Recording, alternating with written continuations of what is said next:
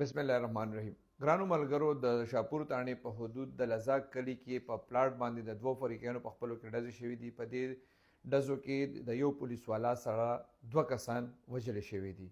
دې حوالې سره د شاپور تاڼې پولیس وینا ده چې بیګا په پلاټ په تنازع باندې یو فریق دی ریاض او دویم فریق دی تیمور.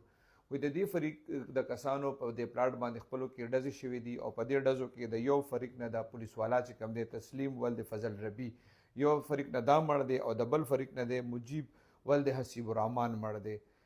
دا پولیس وینا دا ده چې بعضې خلک وایي دا پلاټ 3 مرلې دی په کوم چې دې تنازع وه او بعضې خلک وایي چې دا پلاټ 17 مرلې دی په کوم چې د جګړه شوې ده.